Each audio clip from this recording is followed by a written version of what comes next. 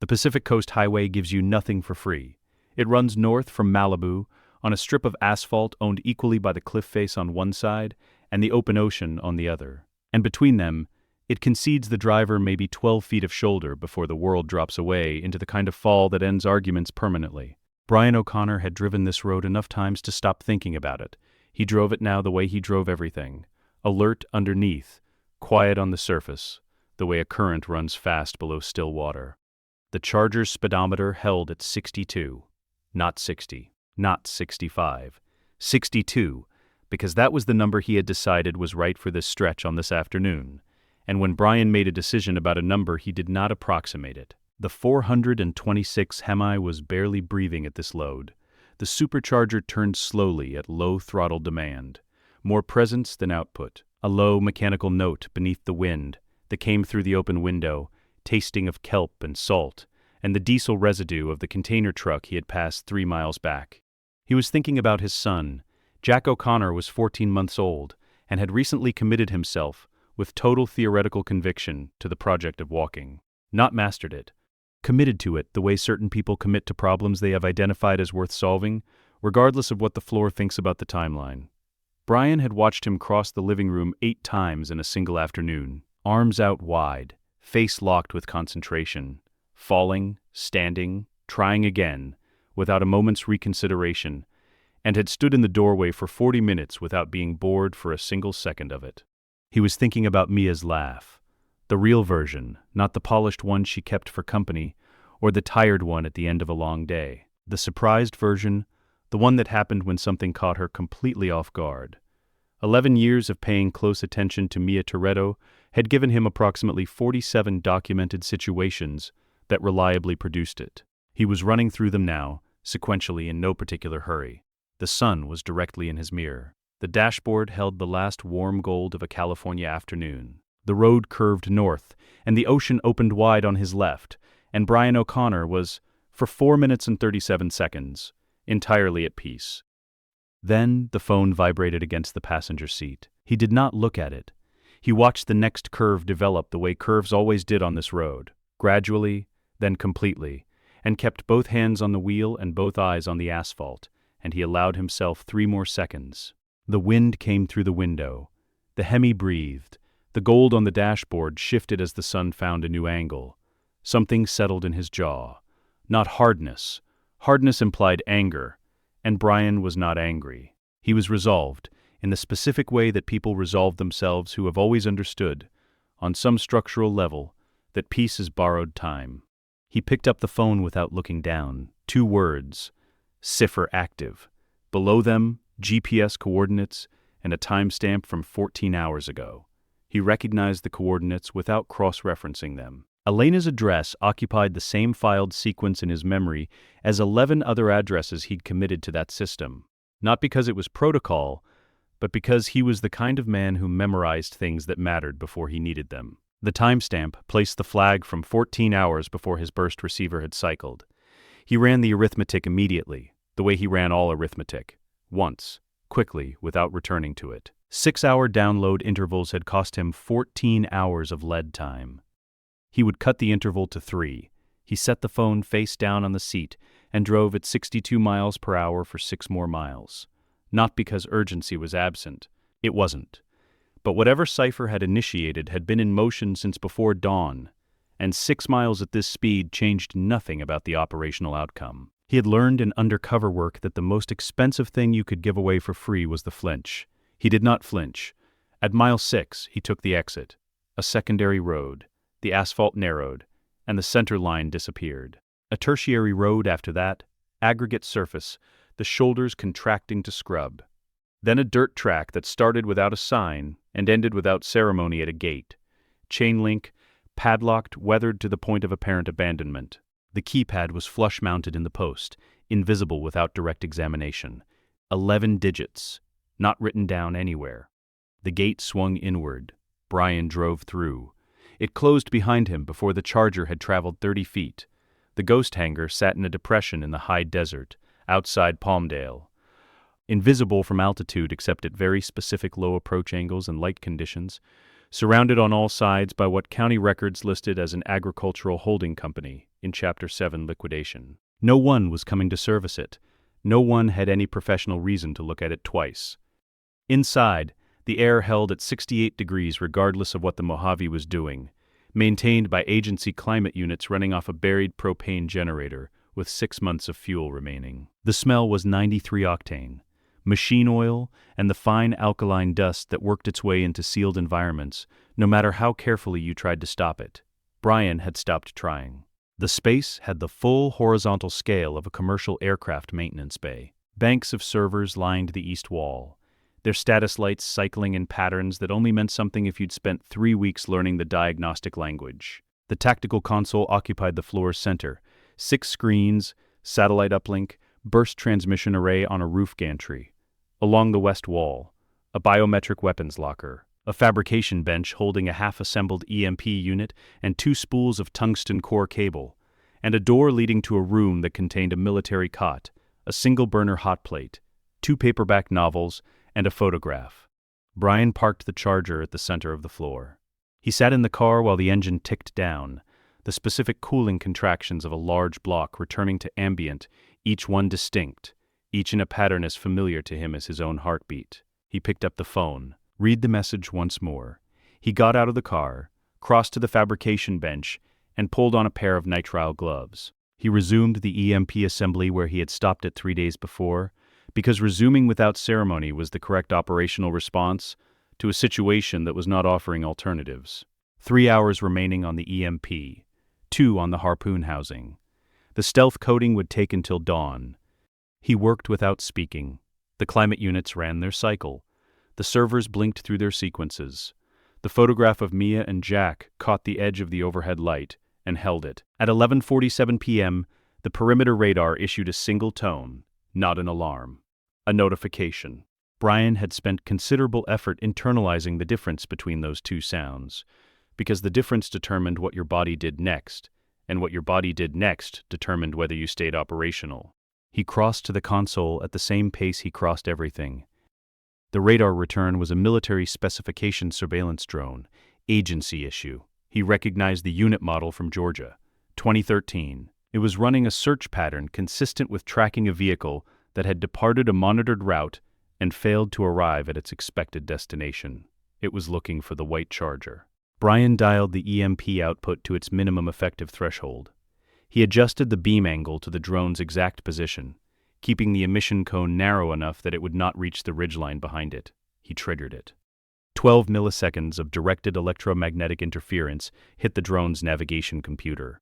The unit encountered a positioning error it could not reconcile against its own map, and defaulted to the only response its programming offered for that condition: return to launch point, hold, await recalibration.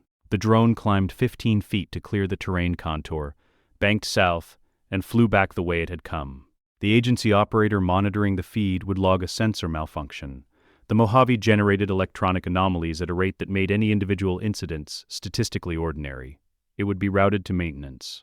The drone's partner unit was already working 3 miles south on PCH, covering the parallel transit corridor, the one that had Dom Toretto's Charger moving north along the coast at a steady speed. That drone stayed up. It followed Dom around the last headland. It documented the parking, the long stillness of a large man standing at the water's edge, looking at the Pacific in the way people looked at things they were trying to figure out how to carry. It never looked east. There was nothing east to find. Brian stood at the fabrication bench with a torque wrench in one hand and the EMP housing in the other. The photograph of Mia and Jack was propped against the wall at the edge of the light. He had not made a speech.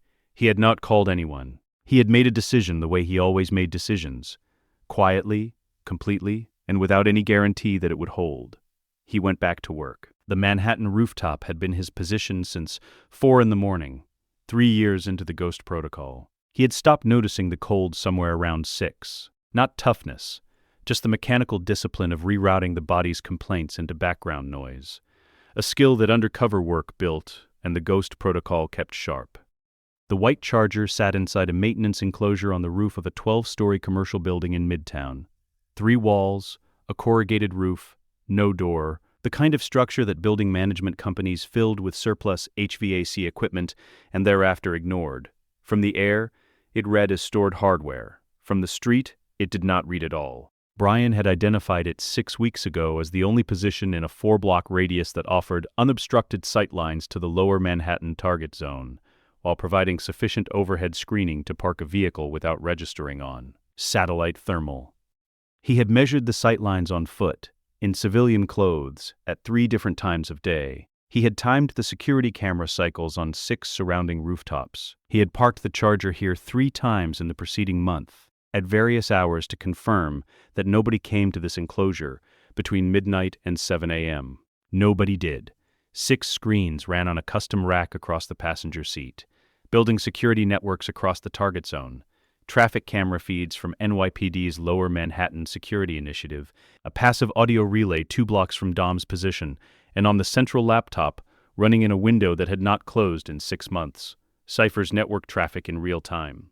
The activation signature had changed 73 hours ago. He had been watching Cypher's automotive control relay long enough to know its baseline the way he knew the Charger's idle. Any deviation registered before he consciously identified what had changed.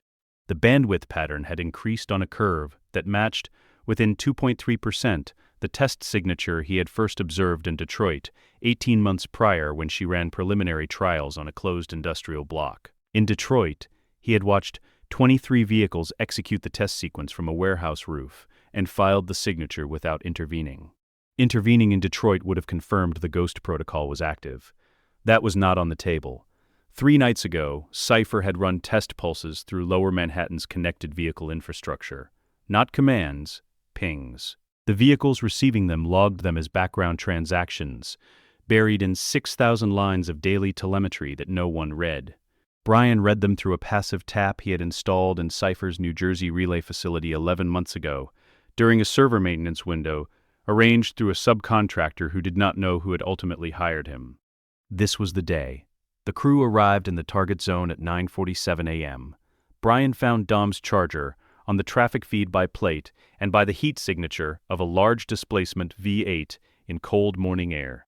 A thermal plume distinct enough from the surrounding vehicles to serve as a fingerprint. He watched the crew spread their positions across the zone with the quiet efficiency of people who had covered hostile ground together long enough that it required no discussion. He watched Elena and did not allow himself to think what he was thinking. Cypher's relay traffic spiked at 10:12. Not a surge. A sequence, specific packets transmitting at a rate that went from baseline to operational in 4 seconds. Brian was already typing. He had preloaded a tertiary override 3 firmware layers below Cypher's exploit in 6 vehicles he had identified and confirmed in the target zone at 9:30. He ran the injection in 41 seconds. Then he waited, because waiting was the work. He watched Dom on the traffic feed, the Charger holding position at the zone's edge, engine running. The silhouette of a large man behind the wheel, reading the street with the specific attention of someone who already knows something is wrong and is waiting for it to name itself. Brian watched the surrounding blocks for first movement indicators, parked vehicles whose wheels turned without driver input, garage doors opening against the flow of arriving traffic. It came at 10:19, not chaotic. That was the worst version. The vehicles that emerged from the parking structures moved with the unhurried logic of software executing exactly what it had been designed to execute. A converging funnel from 4 directions, patient and geometric, closing without urgency because software had no urgency. Brian had modeled this from Cypher's test pulse data. He knew what Dom's position looked like from inside it. He watched it close. For the next 90 seconds, Brian O'Connor was the most capable person in a 12-block radius. And he did nothing visible, because doing something visible ended the Ghost protocol. And ending the Ghost protocol meant this was the last time he could stop something like this. The discipline was not indifference. It was arithmetic. He had run the calculation so many times in the months since New York became the likely target that it had stopped feeling like a decision and started feeling like a physical law. The swarm's lead vehicles crossed 60 miles per hour at 10 hours 21 minutes and 8 seconds. His override executed. The lead vehicle received a hard left steering command formatted identically to Cypher's own control packets. Same structure, same encryption handshake, indistinguishable to any system that was not a human analyst reviewing raw logs. The vehicle turned. The vehicle behind it was traveling at closing speed on a cold road surface, with a reaction time governed by software that had not been designed to stop in that distance. Neither had the one behind that. The pileup was immediate. 3 vehicles in sudden lateral displacement at speed produced an obstacle that nothing navigating at 60 miles per hour could reroute around in the time available. The swarm's approach vector collapsed. The rear elements had no path to the target. Brian watched Dom. Dom's path opened in 4.1 seconds, and Dom went through it without hesitation, because Dom Toretto had never hesitated when a gap appeared, not in 20 years, and Brian had built his timing around that. He watched Dom clear the zone on the traffic feed, and then he closed the laptop with both hands and sat with his back straight against the seat and looked at the corrugated wall of the maintenance enclosure and did nothing for 4 seconds. Not processing. He had known this would work. He had not permitted himself the uncertainty, because uncertainty produced suspension, and suspension was operationally expensive. The 4 seconds were not relief. They were receipt. The bill arriving for a specific kind of discipline. He opened one secondary screen, a camera he had pre-positioned on the building opposite Dom's current location. He brought the image up until Dom resolved from crowd scale to individual scale, the specific width of the man's shoulders, the way he moved through a space like the space had been pre-briefed. Dom was alive. Dom was scanning. Then Dom stopped. He turned his face upward. He scanned the building line with the instinct of a man who had survived long enough to distrust outcomes he couldn't account for. Not at the enclosure. The angle was 3 degrees off the correct bearing, but upward, into the right general sector of the skyline, with an expression belonging to someone whose body had registered something his conscious mind had not yet named. Brian killed the screen. He started the charger. He reversed out of the enclosure, took the service ramp down 7 floors on the wrong side of the access lane, came out through the loading bay exit into a side street running east, and merged into Midtown's mid-morning traffic at exactly the speed of the car in front of him. A hotel security camera on the corner of 51st and 7th registered the white Charger for 0.8 seconds as it passed. White bodywork, and on the audio track, the low mechanical note of a supercharger at light throttle. The timestamp read 10 hours, 23 minutes, and 44 seconds a.m. By the following morning, the hotel's head of security had deleted the file. He had received a cash payment from a man whose name he had not asked for, which was a professional arrangement that all parties preferred not to examine. The signal tap was a physical unit, not software, not a remote exploit, a piece of agency hardware roughly the diameter of a pencil and 11 millimeters long, threaded into a communications junction behind the 3rd avionics panel in the portside equipment bay of Cypher's aircraft. It transmitted passively, no active broadcast, no detectable emission. It listened. Everything that passed through the aircraft's primary communications array produced a residual magnetic variance that the tap recorded and compressed and released in a 30-millisecond burst once every 4 hours, on a frequency that registered as background atmospheric scatter. Brian had installed it during a maintenance stop 6 days before the New York operation. 4 hours and 11 minutes aboard, in the overalls of a contracted avionics technician, carrying a clipboard with a work order that matched the maintenance contractor's actual schedule. He had replaced 3 sensor panels that had needed replacing. The agency had arranged the subcontract through a procurement layer, with no visible connection to any other layer. The legitimate technician had been rerouted to a priority job in Barcelona. He would not have considered this unusual. For the first 90 minutes aboard, Brian had done exactly what the work order said. The remaining 2 hours and 41 minutes were the reason he had been there at all. He had located Elena Neves on the aircraft's internal manifest. She was listed under a designation code that Cypher used for what her operational language called leverage assets, a category Brian had decoded from intercept data 14 months prior. The designation code attached to Elena's entry carried a secondary flag he had not seen on any prior entry in that category. The secondary flag meant the asset had produced a secondary asset. The baby was on the aircraft. Elena's compartment was in the forward section, behind a biometric door Brian had accessed, using a cloned credential harvested from Cypher's personnel system 9 months prior. The space beyond had been designed as a medical bay, climate-controlled, filtered air, ambient lighting calibrated to minimal eye strain. Cypher had retained the temperature regulation and the filtered air, and removed everything that made the medical bay useful for anything other than confining a person comfortably enough that the confinement could be maintained indefinitely, without producing a physiological incident that complicated operations. Elena was sitting on the single fixed bunk with her back against the wall. She looked at Brian when the door opened without flinching, which told him everything he needed to know about how long she had been practicing not flinching at doors. He held up one hand. One finger extended. Quiet. He held it for 2 seconds. Her eyes assessed him against the overalls, the clipboard, the toolkit. He watched her decide he was not Cypher's crew.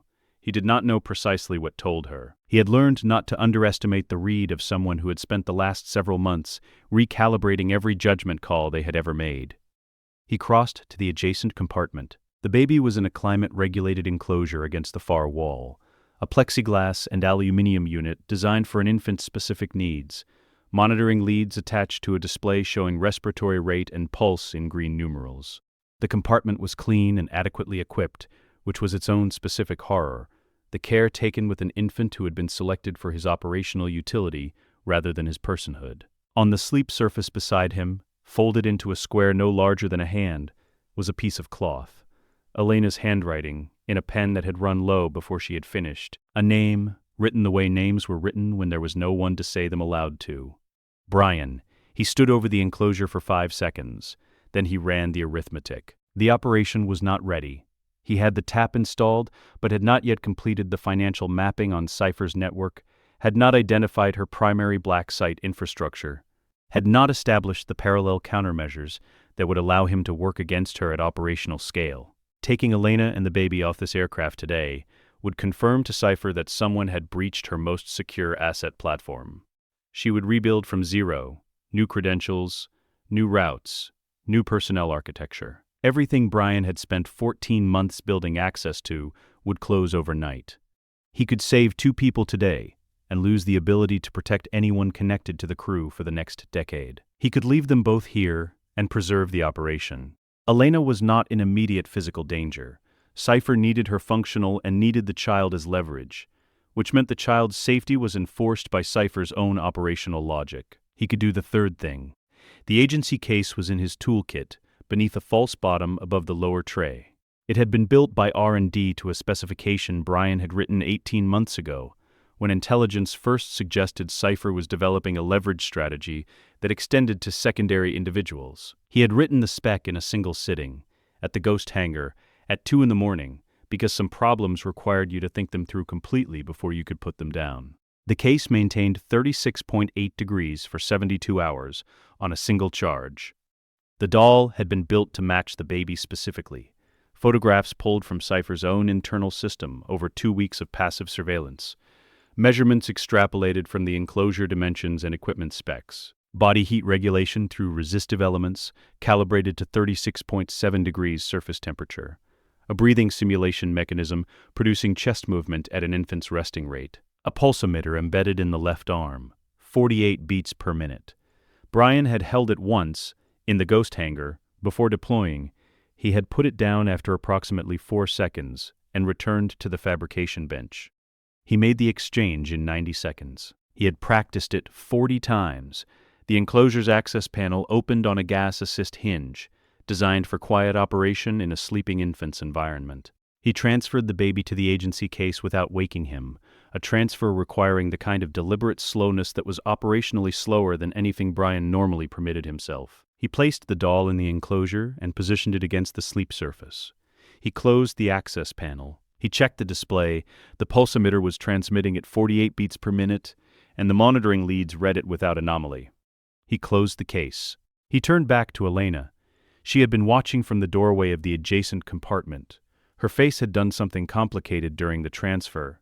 Recognition of what was happening arriving ahead of her ability to respond to it, and had arrived at an expression that was neither relief nor distress, because it was required to be both simultaneously and had found no resolution between them. Brian held up the same hand, one finger again. He pointed at the case. He pointed at the direction of the aircraft's exterior. Then he pointed at her and at the space around her, and then back at himself. "You stay," he goes. "I come back." He did not know if this was a promise he could keep. He made it anyway, because she deserved the promise, and because the alternative was walking out of that compartment without giving her anything, and that was a version of this moment he was not willing to produce. She held his gaze for 2 seconds. Then she nodded once. The small, controlled nod of someone who has decided to trust a calculation they cannot verify, and turned back into her compartment. Brian left the aircraft 11 minutes later through the maintenance exit he had entered. He signed the work order. He returned his visitor credential to the airfield reception desk. He walked to the hire car in the contractor lot and drove to the airport and flew to Reykjavik, with the baby in the agency case in the overhead compartment. Because the overhead compartment was temperature regulated on this carrier, and because a man carrying a piece of temperature-sensitive medical equipment overhead attracted significantly less attention than a man carrying it in his lap. Greta met him at the arrivals level. She had been running agency black sites for Mr. Nobody for 15 years. She was 53 years old, spoke 6 languages, and had the specific quality of stillness belonging to people who had stopped being impressed by urgency a long time ago. She took the case. She confirmed the temperature reading. She confirmed the pulse emitter. She looked at Brian for one moment. "He'll have what he needs," she said. Brian nodded. She walked toward the terminal's northern exit and was gone. The rental car outside Reykjavik was a gray compact that smelled of stale air freshener and someone's previous journey. Brian drove to a rest area on the Reykjanesvegur, parked, and opened his surveillance laptop. He routed through the tap's previous download and ran keyword extraction against the operational timeline. He found what he expected at hour 4. Cypher had discovered the swap 40 minutes after Brian had left the aircraft. He watched her response in the audio data. Not her face, not a visual, just the voice record from the command deck's internal microphone array. She had gone quiet. Not the quiet of confusion, the specific quiet of a precise mind encountering a data point it had not assigned a probability to, because the probability had been estimated at 0. She said 3 words to her lieutenant. Someone was inside. Her lieutenant began to respond. The beginning of an explanation, a suggested attribution. Cypher interrupted before he had completed his second sentence. Her voice was level. It was the levelness of a very low temperature. She told him Dom had not known about the baby. She said no one on the crew had known about the maintenance schedule. She said someone had been aboard with credentials that had passed every check she had designed, which meant the credentials had been built by someone who understood how she designed checks. Then she stopped speaking. 17 seconds of background noise. The aircraft's air circulators. The distant processing hum of the server arrays. 17 seconds in which the most dangerous woman Brian had ever run intelligence against sat with the fact that her most secure operational environment had been accessed by a person she did not know existed. Brian sat in the gray rental car on the shoulder of the Reykjanesvegur with the Icelandic night pressing flat against the windows, and listened to 17 seconds of Cypher's silence, and permitted himself one thing he almost never allowed: a single, quiet exhale that was as close to a laugh as he generally got. Deckard Shaw's flat occupied the top floor of a converted Victorian warehouse in Bermondsey, south of the river, residential enough to draw no professional attention, industrial enough that the soundproofing was structural rather than cosmetic, and positioned at sufficient remove from the city that the streets below did not generate the kind of foot traffic that produced witnesses. The building's ground floor entrance required a 5-digit code and a secondary biometric check to reach the upper floors. The flat itself had 3 exits. The main door, a fire escape at the rear retrofitted with a pressure-sensitive alarm covering the full exterior staircase, and a window at the building's west face that opened onto a drainage pipe Shaw had load-tested to confirm it would carry his weight at speed. Brian had identified all 3 exits in a 40-minute walk-around 2 days prior. He had not used any of them. Shaw's parking arrangement was a private bay in an underground structure 1 block east, a lease held under a corporate identity that a moderately resourced investigator would have traced to a shell in Gibraltar before losing the thread. Bay number 14. The McLaren P1 lived there when Shaw was in London, which he was now returning from a 40-hour operation in Brussels that Brian knew the broad structure of, and had chosen not to interfere with because it did not intersect with anything Brian was protecting. He had been in the parking structure for 2 hours and 20 minutes before Shaw arrived. The structure had 4 cameras. He had addressed all 4 using a device that replaced their live feeds with archived footage from 48 hours prior. A technique that produced a static image indistinguishable from a functioning camera to any monitoring system that did not flag the absence of incidental motion variance. This system did not. The McLaren was the most beautiful car Brian had worked on in 3 years of working exclusively on the white Charger, and he took no pleasure in what he was doing to it. The door handle was first. A non-lethal charge, agency designation Class C deterrent, a discharge across the grip surface sufficient to produce temporary muscular incapacitation in any adult male regardless of build. Non-fatal at this specification by a margin wide enough that Brian did not spend time rechecking it. The important element was not the charge itself, but how visible it was upon close inspection. The wiring was exposed along the interior doorframe in a way that required deliberate examination to find, but rewarded deliberate examination clearly. Shaw would find it before touching the handle. That was the point. Brian needed him to understand, before he read the note, that what he was looking at was a demonstration rather than an attempt. The secondary ignition circuit came next, a parallel system that, if activated remotely, would disable the P1's primary ignition permanently and transmit the vehicle's precise GPS coordinates along with its registration data to a specific desk at the Metropolitan Police's Specialist Operations Division. A desk belonging to an officer who had been building a file on a vehicle matching the P1's description in connection with 3 separate incidents over the previous 18 months. The file existed. Brian had read it. He had not created it. Shaw's operational history had created it without assistance. The GPS unit took 11 minutes to swap. The factory unit went into Brian's bag. The replacement was physically identical. Same housing, same mounting, same connector profile. The difference was the uplink. The replacement reported to Brian's network first, and the manufacturer's satellite infrastructure second, which produced no anomaly from the driver's side, because the navigation functions remained fully operational. Shaw would not know his position was being shared unless he pulled the unit and compared its firmware against factory specification. Brian did not expect Shaw to pull the unit before reading the note. He expected Shaw to read the note and then pull the unit, at which point the discovery would be the second demonstration rather than the first. The note was handwritten on agency stationery, not because the stationery was meaningful in itself, but because handwriting was not metadata and agency stationery carried no digital fingerprint, and a man of Shaw's background would understand immediately that he was looking at a communication method selected for exactly those properties. Brian had written it at the Ghost Hangar's fabrication bench, in block letters, with a pen that had no agency markings on its body. Your contract on Toretto is over. New contract, keep him alive. Same rate, same anonymity. Talk to the P1. The burner phone was clipped to the note via a single binder clip, positioned on the steering wheel at 12 o'clock. It had one number stored in its contacts. The contact was listed as P1.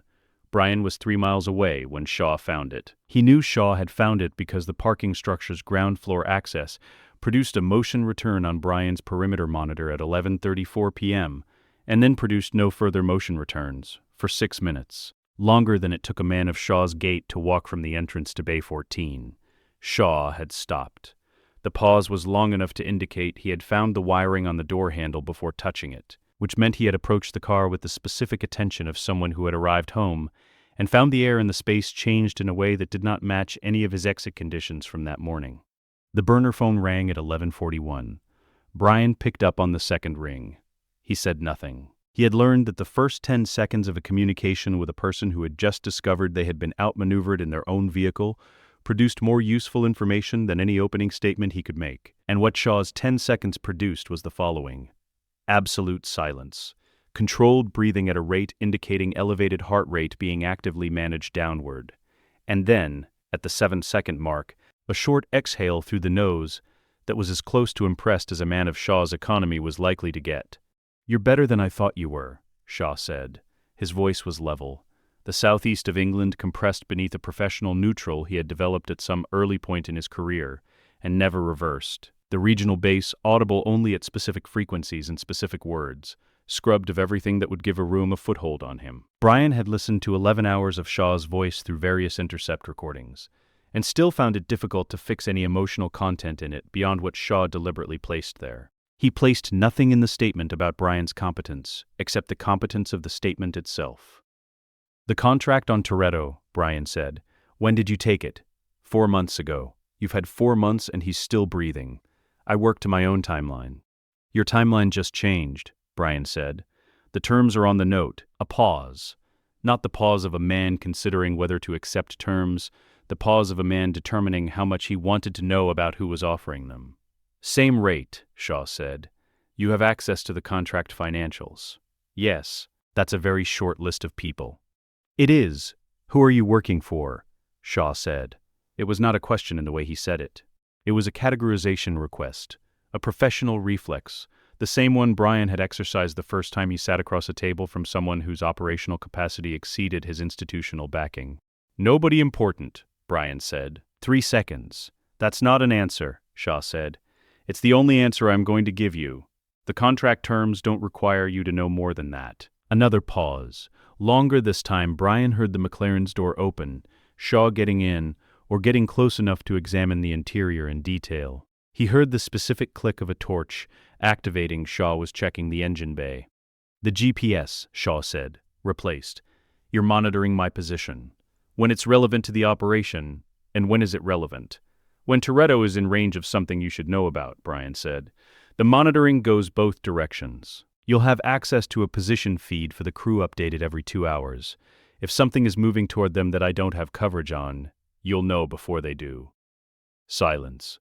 The torch clicked off. "The McLaren," Shaw said. "I want the factory GPS back." "Bay 14, northeast corner behind the conduit housing on the east wall," Brian said. "It's in a waterproof bag." A pause that was different in quality from the previous ones. Shorter, sharper. The pause of a man recalibrating an estimate he had already revised once.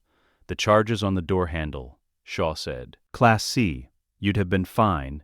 You were always going to find them first. You knew that." "I needed you to know I knew that," Brian said. 10 seconds of silence. Then, "Same rate, same anonymity. I'll want updates through the phone." "Updates through the phone," Brian confirmed. The call ended. Brian set the burner on the passenger seat and pulled up the parking structure's single surviving functional camera, a unit in the northeast stairwell whose angle did not cover Bay 14, but covered the structure's north wall at an oblique angle that, at the correct zoom level, produced a partial reflection in the polished aluminium of a support column adjacent to the bay entrance. In that reflection, imprecise and foreshortened by the column's curve, Shaw stood outside the McLaren with his torch in one hand and the factory GPS unit in the other, looking at the structure's entrance ramp with the expression of a man whose instincts were telling him the white charger was nearby and whose training was telling him the white charger was nowhere he could find it. Both were partially correct. Brian was 3 miles north on the Old Kent Road, the charger's engine at idle, watching the reflection in a 2-inch window on a secondary tablet. He waited until Shaw looked away from the entrance ramp. Then he put the charger in gear and drove. Shaw, Brian had decided, deserved that.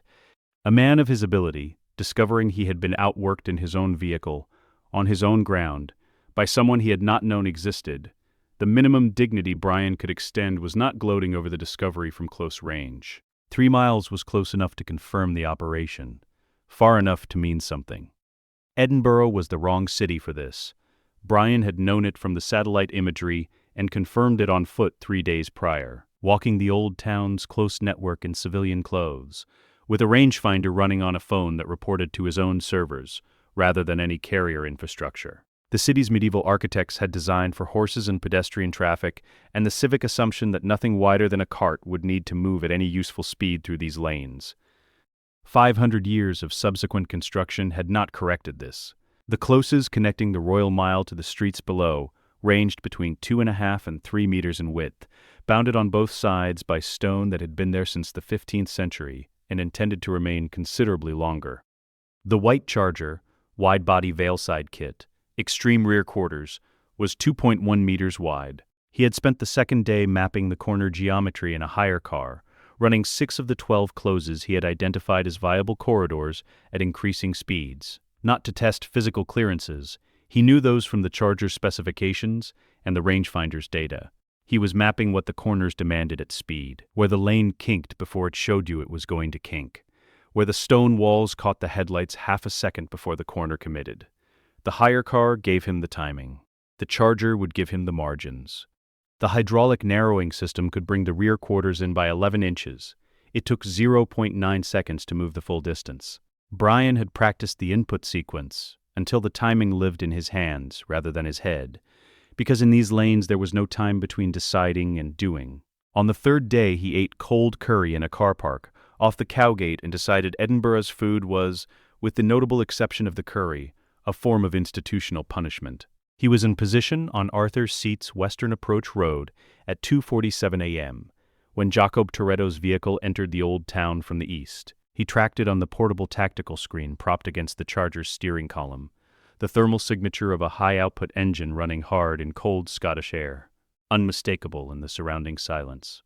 The narrowing system was already engaged. The Charger sat 11 inches narrower than factory, the suspension geometry compensating with a stiffness that altered its feel in corners in a way Brian had practiced extensively and found acceptable at the speeds these lanes demanded. The first window opened at 3:11 a.m. when the pursuit pushed Jakob's vehicle to the upper level of a multi-story structure on the old town's northern edge. Brian had the structure's layout memorized. He had walked it twice. He knew which section of the upper level's perimeter barrier was rated for load and which section was decorative stonework from the building's original face, a distinction that mattered considerably at the speed at which a vehicle was about to encounter it. He moved the Charger into position on the service road below the structure's north face. The harpoon system was pre-charged, the pneumatic accumulator building pressure since he'd left Arthur's seat. The sightline was correct. The 4.7-second window existed because the north face sat in the gap between two positions in Dom's pursuit pattern. Brian had modeled the gap from the agency's brief on Dom's standard tactical spacing and assigned it 84% confidence. He had decided that was sufficient. The vehicle left the upper level at 3:13. He fired at 0.4 seconds into the descent before the trajectory had fully committed. The anchor connected to the vehicle's rear subframe. The electromagnetic collar activated and held. Brian ran the cable tension off the mechanical spool at the rate he had calculated against the vehicle's mass and the descent arc's geometry, and the vehicle swung rather than dropped, the arc carrying it down and laterally, away from the pavement directly below, depositing it against the service road's far curb at a velocity the reinforced frame absorbed, without catastrophic failure. The landing was hard. It was survivable. Brian cut the cable and had the Charger moving before the vehicle had fully settled, north through a 3-meter close, onto the secondary road, gone before the dust had registered on any camera still pointing the right direction. The second window came 38 minutes later, when the pursuit compressed into a network of lanes that Brian had anticipated as a likely choke geometry. He ran 3 corridors in sequence, the stone walls accelerating past the windows at a rate that left no margin for revision, the narrowing system holding its 11 inches of clearance with the specific reliability of something that had been built to be trusted at the moment when trust was the only option available. He was not thinking about the clearances. He was thinking about the next corner before the current one had finished. He created 2 openings where there had been no openings. He did it by being in places the pursuit's geometry had not assigned probability to, because the geometry had not assigned probability to a vehicle that could fit where the white Charger was fitting. Each opening lasted long enough for Jakob's vehicle to use it, and not long enough for anyone observing the broader pattern to identify its source. The third window was the airport. Turnhouse sat northwest of the city. Brian had taken his position on a service road running parallel to the airfield's southern boundary at 1:47 a.m. before Jakob's vehicle had entered the old town, because this window was the one he had the least margin on, and the least margin meant he needed the most preparation time. The harpoon system was an extended-range configuration. 2 weeks of ballistics modeling lived in his hands the same way the Edinburgh corners did. He heard the aircraft before he found it on the tactical screen, the specific frequency of a turboprop at high-power setting conducting a ground roll, the sound arriving across the open airfield with the flat clarity that cold air gave everything in this country. The window was 2 seconds wide. The aircraft's wheels would leave the tarmac, and from that moment until the angle between Brian's position and the aircraft's trajectory exceeded the launch system's geometric capacity, he had 2 seconds, not 2 seconds to decide. 2 seconds total, from wheels up to the point where physics made the shot impossible. He fired at the correct moment, because the correct moment was the only moment. The cable crossed the distance, and the anchor found the vehicle's frame, and the electromagnetic collar activated, and Brian ran the spool, and instead of the ballistic arc that the aircraft's departure angle would have imposed, the cable tension pulled the vehicle's path into a controlled swing. The swing's far point brought it down on the grass verge beyond the runway's end, in open ground that was not concrete or steel or any other material that converted kinetic energy into structural failure. The vehicle landed hard. It skidded. It stopped. Brian cut the cable. He retrieved the spool. He sat in the Charger on the service road with the engine at idle and watched through the long-range camera, tripod mounted, positioned before deployment, as the vehicle's door opened and a man pulled himself out onto the grass. Jakob Toretto stood.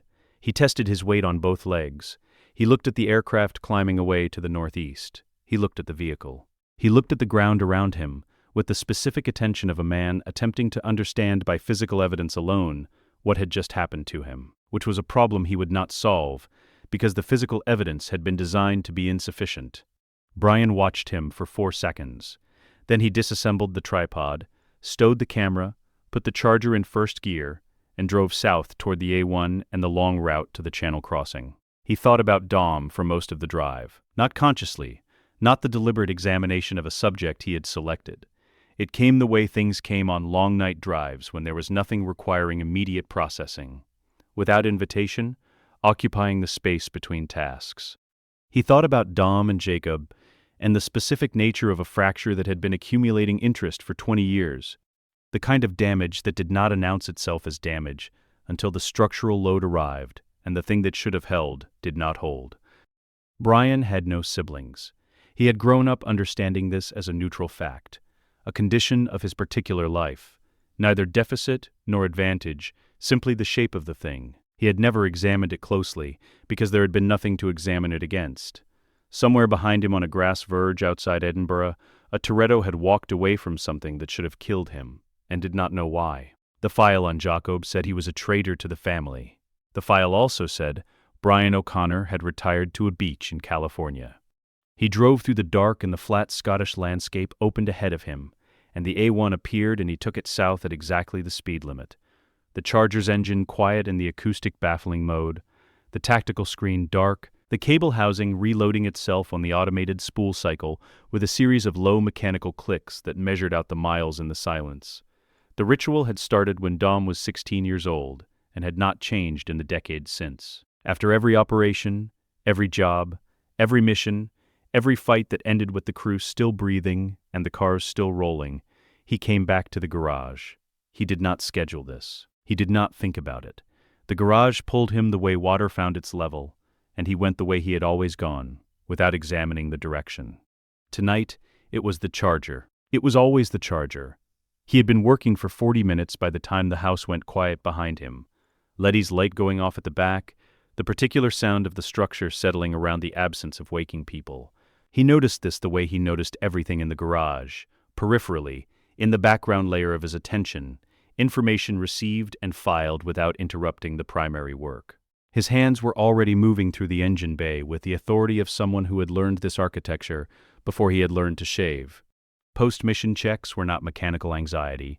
Dom had been asked this once by someone who did not know him well enough to have asked. He had thought about the answer for a moment before giving it. The checks were the opposite of anxiety. They were the ritual reestablishment of a fact. The machine was sound, the work had been done, everything that needed to hold had held. There was a specific quality of peace available in confirmed function that was not available anywhere else. His father had told him this, in this garage, with these same hands on a different engine, and Dom had not understood it then, and had understood it completely ever since. He pulled the air filter housing at 11:23 p.m. The housing came free on the second quarter turn of the second bolt, the standard sequence, the same as it always was, the same as it would be when he checked it again after whatever came next. He set it on the workbench beside the 2 bolts in the specific arrangement that told him at a glance which bolt came from which position, a habit so old it no longer registered as a habit. He leaned in with the inspection light. The filter was clean. The housing interior was clean. The intake track behind the filter face was clean. He almost replaced the housing. The component was behind the housing rather than in it. Not dropped in through the filter aperture, but placed deliberately in the 3-centimeter gap between the housing's rear face and the intake manifold's forward surface. A gap that served no purpose other than to collect dust and, on one specific evening, to hold a machined aluminium component roughly the diameter of a large coin and 11 millimeters in height. Dom picked it up. He held it in the inspection light and turned it. The machining was immediately and completely distinct, not the production finish of a commercial component, not the adequate surface quality of a competent machinist, but the specific over-precision of someone who machined things to tolerances that the application did not require because they could not bring themselves to machine to a lower standard when a higher one was available. The land faces were flat to a degree that required a surface grinder and someone who understood what a surface grinder was trying to achieve beyond its minimum function. The bore diameter was exact. The chamfers at the bore's entry and exit were matched to within a fraction of a degree. Dom had seen this quality of work from one person. He recognized it the way he recognized the sound of a specific engine in a field of other engines, not through a checklist, not through deliberate analysis, but through the accumulated exposure of years producing an identification that arrived before the reasoning that supported it. He recognized it in the time it took to turn the component once in his hand, and in the following moment his reasoning confirmed what he already knew. It was a custom spacer, sized for the Hemi's intake configuration, but machined to a tolerance that the Hemi's intake configuration did not require. The bore diameter matched a different application entirely. An RB26 twin-turbo setup, the Nissan Inline-6 that the man in question had rebuilt 3 times in Brian's presence, and once with Brian's direct assistance, during 2 days in a garage in 2013, that Dom remembered clearly because the conversation had been particularly good, and the beer had been particularly cold, and neither of them had needed to be anywhere. There was no functional reason for this spacer to be in this engine bay. Its installation would serve no purpose. The material was correct for the Hemi's thermal environment, but the bore specification was wrong for the application by a margin too large to be an error. It was not an error. Dom sat down on the garage floor. He put his back against the front tire of the Charger, the specific position he occupied when the problem was not a mechanical one, and he needed to think without the bench between himself and the consideration. The inspection light was still in his right hand, pointed at the floor, throwing a circle of white light on the concrete. The spacer was in his left hand. He turned it in his fingers without looking at it. He sat like that for a duration he did not track. The garage held the specific silence of a space that contained machines. Not empty silence, but the residual presence of things built for purpose. The quality of air that existed around carefully made objects. His father's tools were on the wall in the same positions they had occupied for 30 years. The pegboard behind the workbench still showed the outlines where tools had been removed so many times that the board itself had faded around each outline, leaving a ghost of the shape even when the tool was absent. Dom looked at the spacer. He said the name out loud. Once, quietly, the way you said a name that had been weight for long enough that setting it down even briefly required speaking it first.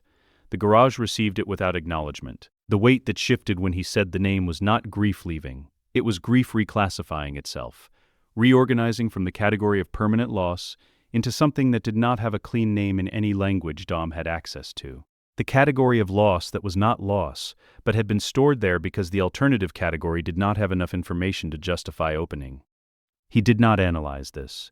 He sat on the concrete floor with the spacer in his left hand and let the reclassification happen at whatever pace it moved. After a while he stood up. He put the spacer in his shirt pocket, against his chest, where the fabric held it flat. He finished the engine check, the remaining items, the standard sequence, every bolt confirmed and every system verified, and replaced the air filter housing in the correct orientation with the correct torque on both bolts. He wiped the workbench down. He returned the inspection light to its hook. He stood in the quiet garage for a moment, looking at the Charger. Then Dominic Toretto smiled. Not the smile he used in the field or at the table, or in any of the rooms where other people were present. A different one, private, without performance, the kind of expression that existed purely because the face produced it, and for no other reason. The kind of smile that arrived when something you had stopped expecting came back. He closed the garage. He checked the engine after every subsequent mission. He found 4 more. The first was brake hardware, a custom caliper bolt and a non-standard alloy that matched a specification Dom had seen on a track build Brian had consulted on in 2014. Torqued to a value that served no purpose in this application, but that matched the number Brian had committed to memory for the track build, and apparently had never stopped using as his default. The second was a fuel additive bottle tucked into the space behind the battery, a specific product Brian had used in a particular period when he was trying to resolve a cold start issue on an early build engine. A product Dom had told him was unnecessary and Brian had used anyway, because Brian was stubborn about cold start issues in the way that other people were stubborn about things that mattered less. The bottle was empty. It had been placed there after being emptied, which meant it was not a supply. It was a marker. The third was a carburetor jet, a specific orifice diameter that matched a jet they had ordered together in 2013 for a build that had ultimately used a different specification, leaving them with a jet that fit nothing either of them was working on at the time. Dom had kept his in a parts bin. He had assumed Brian had done the same. The jet in the engine bay confirmed that he had. The fourth was a playing card. It was wedged under the dashboard, behind the instrument cluster housing, in a gap that required removing 2 panels to access, which meant it had not been placed casually. Dom removed both panels. He retrieved the card. He held it in the inspection light.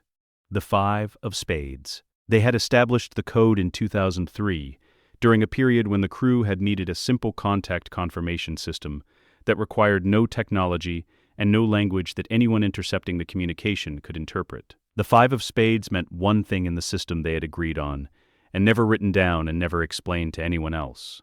"I'm behind you." Dom stood in the garage holding the 5 of spades in the inspection light. The Charger sat beside him with its engine ticked down to silence. Outside, the neighborhood was completely still. He put the card in his shirt pocket with the spacer. He turned off the inspection light. He stood in the dark for a moment. Then he went inside. Brian had been in Rome for 72 hours before the bomb appeared, and in that time he had learned 3 things about the city that the tourist infrastructure did not emphasize. The first was that Rome's street gradient was not arbitrary. The city had been built on 7 hills and had spent 2,000 years reconciling that geography with the human preference for movement between flat surfaces. And the result was a road network whose gradient changes were frequent, specific, and, for someone modeling the physics of a very large rolling object, highly relevant. He had walked 41 blocks of the Vatican district and the Lungotaver Riverside Road with a clinometer in his jacket pocket, recording gradient at 50-meter intervals, and fed the data into the tactical computer. The second was that Rome's cobblestone surface had a rolling friction coefficient, measurably lower than smooth asphalt, which affected the physics model significantly and in a direction that made the problem harder. The third was that the Tiber River, viewed from an engineering standpoint rather than an aesthetic one, was the only element of Lower Rome's geography that offered the mass and depth to absorb the kind of detonation the financial intelligence suggested Dante had engineered. Every other option, barriers, static structural intercepts, lateral deflection into buildings, produced secondary casualties that Brian had modeled and rejected. The river was the answer. It had been the answer since the 3rd day of modeling, which was the first day Brian had accepted that he was going to have to do this from inside the city, at vehicle speed rather than from a fixed position. He had known Dante was coming to Rome 6 weeks before Dante arrived. The visual regression tool, 3 years of financial network mapping running on the Ghost Hangar's server array, had flagged a cluster of procurement transactions originating from Ray's infrastructure accounts in late spring. The transactions were individually unremarkable. Engineering consultancy invoices from a Roman firm, customs clearance for specialized materials entering Italy through Livorno, logistics contracts for an abnormally large single-item delivery within the greater Rome metropolitan area. Each had a legitimate surface explanation. The regression tool did not evaluate individual transactions. It evaluated the pattern formed by the aggregate, and the pattern was the procurement signature of a very large, very specifically engineered object being built and positioned in or near Rome. Brian had spent 2 weeks constructing the threat model. He had ranked 7 possible attack profiles by theatrical impact, because Dante Reyes, whose father had built his empire on spectacle, and whose own operational signature was the escalation of that aesthetic to its logical extreme, would not have invested this level of resource in something that did not produce a visual that lasted. He had assigned highest probability to a public, architecturally targeted kinetic device. He had been wrong about one parameter. He had modeled a device that moved under directed propulsion. Dante had built one that moved under gravity. This was more elegant. Brian noted this with the specific objectivity he maintained about people who were trying to destroy things he was protecting, and reran the physics model with the corrected dynamic. The maintenance bay was in a commercial building off the Borgo Santo Spirito, 200 meters from the Castel Sant'Angelo and approximately 2 kilometers from the Vatican's eastern face. The bay had been rented through an agency front company that existed for exactly this category of requirement, a legitimate entity with a 3-year trading history, real tax filings, and a flexible portfolio of clients that included, when required, short-term storage arrangements for oversized vehicles. The bay was large enough for the white Charger with clearance on all four sides. It smelled of motor oil and cold stone. Brian had slept in the car twice during the 72-hour preparation period. He had the tactical screen running 6 feeds when the bomb's activation signature appeared in the radio frequency monitoring, a sequence of tones, encoded, brief. The system translated it against the intercept library in 4 seconds and flagged it as an activation command. Brian was moving the Charger out of the bay before the flag had finished rendering. He took the Borgo to the Lungotiver Vaticano and turned south. The acoustic baffling was in cruise mode, the supercharger at minimal draw, the car presenting to the street as a large, fast vehicle rather than a large, extremely fast one. He needed 18 seconds of that presentation. After 18 seconds, he would need everything the Elephant had. The physics model was running live on the tactical screen. The bomb's probable trajectory extrapolated across the street gradient data Brian had built over 72 hours. Its velocity at each gradient transition calculated against the rolling friction coefficient of the cobblestone beneath it.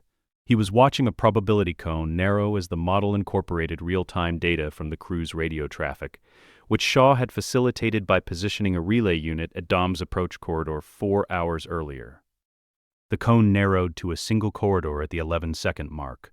The correct intercept was the specific block of Lungotiver between the Ponte Vittorio Emanuele II and the Ponte Umberto I, the place where the bomb's acceleration phase, driven by the downhill gradient from the Vatican district, transitioned into deceleration as the road flattened toward the river. At that inflection point, its momentum was at its most susceptible to redirection. Before it, the bomb was moving too fast. After it, the trajectory had already committed to the next gradient change. He was not going to hit the bomb. Hitting it at this speed would drive it upward, climb and fall rather than redirect. He was going to hit the flagstone 2 meters beside it and let the compression shockwave do the work. The kinetic ram deployed at the 18-second mark, 14 inches of hydraulic extension, locking at full load capacity in under a second. The Charger was doing 61 kilometers per hour at contact, a speed selected not for maximum force, but for maximum precision, because at higher approach velocities the tolerances collapsed to a margin Brian had not been willing to accept. The ram hit the stone. The sound was not explosive. It was structural, the sound of a very large force meeting a very resistant material, and the resistant material losing. The Charger's chassis loaded hard through the ram's attachment points, and the reinforced subcage absorbed the transfer without flexing, because Brian had checked every weld by hand before leaving the Ghost Hangar for Rome. The bomb redirected. Not cleanly. Physics at this scale was never clean, and the cobblestone surface was not uniform, and the bomb's geometry introduced a secondary rotation he had not fully modeled. But the redirect's primary vector held. The bomb's trajectory shifted from its original line, and the remaining momentum carried it down the Lungotiver in the new direction, slowing as the gradient equalized, the rotation drifting it slightly wide of the model's center line. It reached the river wall. The wall was 19th century stone, and the bomb cleared the top of it, the rotation providing just enough additional lift to carry the trajectory over the face, and went into the water below. The detonation was not immediate. There was 1.7 seconds between water contact and the impact trigger firing, and Brian counted them in the rearview mirror while the Charger was already moving. Then, the Tiber erupted from below. The water column rose 12 meters, white and brown from the river's suspended sediment, and collapsed back with a sound that arrived across the city as a single concussive pressure wave. The riverside stonework shook. Every window facing the river on the Lungotiver received the pressure wave and held. 19th century construction, mass rather than glass-to-wall ratio, made for permanence. Rome did not fall. Brian took the Charger north on a side street, before the water column had reached its apex. The kinetic ram retracted on the hydraulic return cycle and locked in its housing in 1.1 seconds. He was 3 blocks from the river when the water column collapsed. He was 6 blocks away when the sound arrived. He reviewed the tripod camera footage at 2:14 a.m. in the maintenance bay. The Charger's engine ticked down, the bay smelling of exhaust and the specific chalky dust of Roman stone that had worked its way into the car's vents during the intercept. Dante Reyes had been on a rooftop on the Via Aurelia. The long-range camera had sufficient resolution at 340 meters to render Dante's face as a readable surface, expression legible, eyes trackable through the scope he was holding, the line of his jaw and the set of his shoulders available for interpretation. Brian had studied Dante's visual record extensively enough to have developed a baseline for his standard operational composure. What was on Dante's face now was not in the baseline. He was watching the water column collapse through the scope. He swept left, the crew's position, the crew alive and moving. He swept right, the street where the bomb had been redirected. He swept back across the river. His scope traced the arc the bomb's trajectory must have followed and arrived, by reverse geometry, at the section of Lingot de Verre where the redirect had occurred. He held the scope there for 11 seconds. No white charger. The street was empty of everything except dust and the scattered edge debris of a flagstone impact. The kinetic ram's contact mark was visible in the footage as a compression scar in the stone. Distinctive, clearly caused by a vehicle, but offering no information about the vehicle's direction of travel, make, or color beyond the impact geometry. Dante lowered the scope. His face was doing something it had not done in any of Brian's intelligence footage from the preceding year. He was still, not the stillness of someone processing information on a known framework, but the stillness of someone whose framework had just demonstrated an edge that they had not previously mapped. He said something. The camera had no audio at this range. His mouth formed words directed at no one visible beside him on the rooftop, which meant they were directed at himself. Brian ran lip-reading software against the footage 3 times. The software's confidence on the output was 71%, which was below the threshold he normally used for operational intelligence. He used it anyway, because 71% confidence on Dante Reyes talking to himself in the moment after his most elaborate operation had failed was worth more than most confirmed intelligence. The software rendered 2 words. Who else? Brian had been on the ridge for 9 hours before Dom arrived. The position was a service road cut into the rock face above the dam's eastern approach. A maintenance track used by the dam's infrastructure operators to access the upper cable housings, wide enough for a single utility vehicle, surfaced in compacted aggregate that had not been graded in at least one winter season. It ended in a turning circle 60 meters from the ridge's exposed edge. Brian had parked the Skyline nose out in the turning circle at 4:17 a.m. and had not moved it since. From the ridge edge, he had an unobstructed line of sight across the full width of the dam face and the reservoir beyond it, and across the approach road on the opposite bank where the crew's convoy would arrive. He had confirmed this sightline 3 weeks earlier, standing in the same position with a spotting scope, because the sightline was the reason the position existed at all. The skyline was white. It had been white since he had acquired it. A factory Bayside Blue R34 that Agency Logistics had repainted, re-registered under a shell identity, and delivered to a staging location outside the city 48 hours before Brian arrived. The white was not the same white as the Charger's white. It was a flatter, more functional white, the kind of white that said nothing in particular, rather than the kind that said something specific. Brian had noted this distinction once, and filed it without examining why he had noted it. The SAM launcher had been deployed since 6 a.m. The trunk-mounted retractable system opened through a panel in the Skyline's rear bodywork. Agency retrofit, clean installation, invisible at any inspection distance greater than 30 centimeters. And the launch tube had extended to operating position in 1.4 seconds when Brian triggered the deploy sequence. 2 rounds were seated. The phased array targeting system embedded in the rear spoiler had been running its acquisition cycle for 3 hours, cataloging every aerial object in the target envelope and assigning threat classifications based on flight profile, altitude, and transponder data. Ames's aircraft entered the target envelope at 11:43 a.m., and the system classified it in 7 seconds. Brian had been tracking Ames for 6 months. The visual regression tool had flagged the first anomaly in Ames's transaction record in early spring, a pattern of payments structured to be individually beneath reporting thresholds, routed through an intermediary layer that connected 4 transactions removed to a holding account Brian had previously associated with Dante Reyes' operational infrastructure. He had not flagged this to the crew because flagging it required explaining how he knew, and explaining how he knew required a conversation the operation was not yet positioned to have. Over 6 months, he had watched the connection deepen. Ames had been thorough. The transaction architecture was the work of someone who understood financial surveillance and had designed specifically to defeat it. The visual regression tool defeated it anyway, not by examining transactions, but by examining time, the specific temporal relationships between funding events and operational events, the way money moved in advance of decisions that it had caused. Ames's pattern of pre-positioning funds adjacent to the crew's operational theaters had produced a correlation score Brian had required the tool to recalculate twice before accepting. By the 5th month, the confidence value was earned.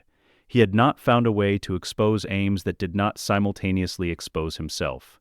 He had looked for one for 6 months and had arrived at the ridge above the dam carrying the knowledge that Ames was Dante's instrument inside the agency, and the knowledge that there was no clean path to delivering this information, and the knowledge that the crew was therefore moving into this operation with a structural vulnerability that Brian could see and they could not. The gap in the crew's capability was aerial.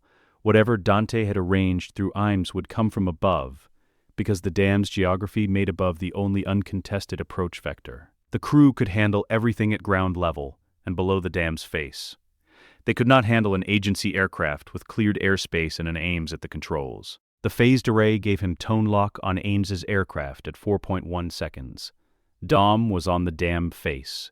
Brian could see him on the tactical screen through a camera relay he had positioned on the opposite bank, a compact unit attached to a rock face anchor, angle established to give him a clean picture of the dam's full face and the personnel on it. Dom's position was technically unsurvivable without an external change in the conditions.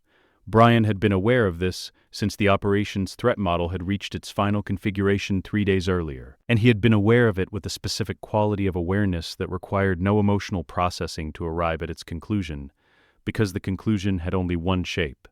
He fired on the tone.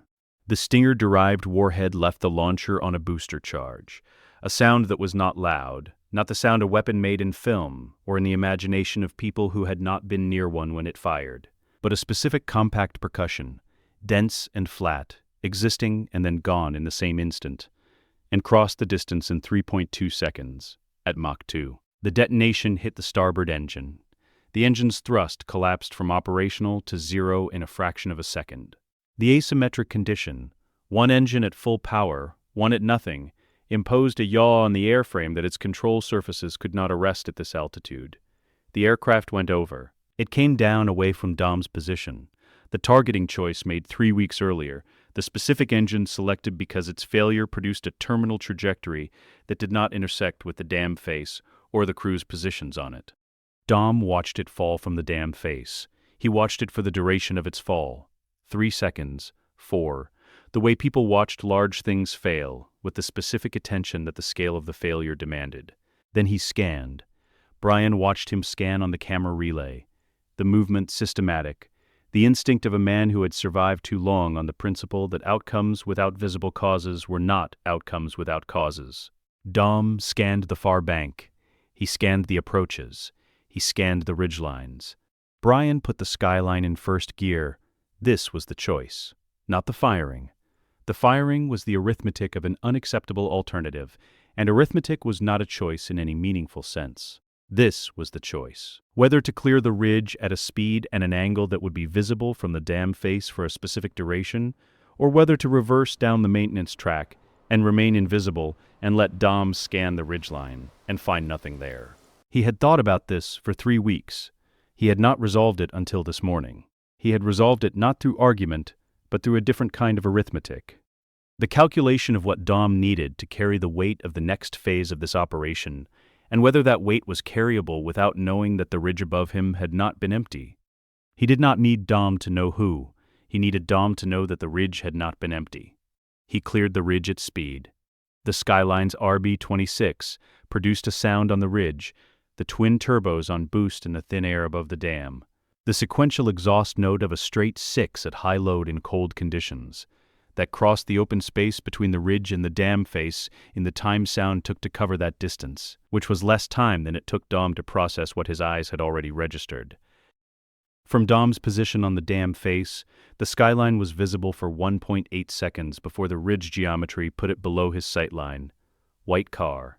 Specific silhouette, the R-34's roofline, its haunches, the way its mass was distributed rear-biased, in a way that expressed itself in how the car loaded through the last section of the corner before the ridge break. A specific way of carrying speed through a corner that did not come from the car but from the person driving it, and that Dom had seen expressed at this level of precision in one person across 23 years of watching people drive. The skyline dropped below the ridge. Dom did not move for a duration that the camera relay registered as 11 seconds. He was looking at the ridge with both hands at his sides and no expression on his face that Brian could have named from the camera's resolution. But the stillness itself was a readable thing. The stillness was not confusion. It was not shock. It was receipt, the same category of experience that Dom had had in the garage with the 5 of spades, but larger, orders of magnitude larger, because this was not a machined component in an engine bay. This was the ridge, above a dam where his life had been in the balance, and the ridge had not been empty. Dom's right hand moved, slowly, without apparent decision, the way a hand moved when the body acted ahead of the mind. It went to his jacket pocket, and closed around the neck of the Corona bottle, that Brian knew was there because Dom had carried a Corona bottle in that pocket on every operation since the one that had ended in the beach house in Los Angeles, where the farewell had happened and the retirement had been announced. Dom did not take the bottle out. He just held it. His mouth moved. Brian was watching the camera relay from 400 meters down the maintenance track, the skyline stationary on the aggregate surface, and the camera's resolution at this angle and this distance did not give him Dom's face clearly enough to read. He did not need to read it. He had heard Dom say his name once, across a fuel-stained concrete floor in 2001, in a way that meant something specific. The specific way that a name sounded when it was being used as a proxy for something larger than a name could contain. He had not heard it said that way since. He was hearing it now through 400 meters of mountain air, and a camera relay in the movement of Dom's mouth forming a single syllable. B. Brian looked at the screen for 2 seconds. Then he put the skyline back in first gear and drove down the maintenance track toward the service road below, the RB-26 quiet in the thin air, the aggregate surface marking each meter of distance from the ridge in small rhythmic impacts through the skyline suspension. He had given Dom a shape, not a name, not a face, not an explanation. A shape on a ridgeline for 1.8 seconds, and the sound of an engine that Dom's body knew before his mind did. It was enough. It had to be enough, because it was all the operation allowed, and the operation had to hold for as long as it needed to hold. And what Dom did with 1.8 seconds and a shape and a sound was Dom's to carry forward in whatever way Dom carried things that he did not yet have the full picture for. Brian drove the service road south, and then the secondary road, and then the main road, and the dam fell behind him. And Dom was alive on the dam face, with 11 seconds of stillness and a Corona bottle in his jacket pocket, and a ridgeline that had not been empty. That was the point. That had always been the point. The visual regression tool had no interface worth describing. It was not designed to be looked at.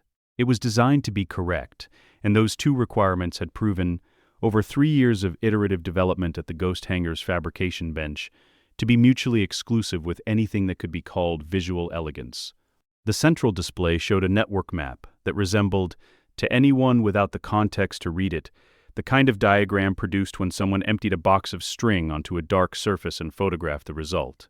Hundreds of nodes. Thousands of connecting lines, each weighted and colored by transaction frequency and monetary volume and temporal relationship to other events in the network. Brian could read every line. He had built the tool on a principle the financial intelligence community had theorized about for a decade and implemented poorly for most of it. That sophisticated financial criminals did not make 0 mistakes. They made very small ones.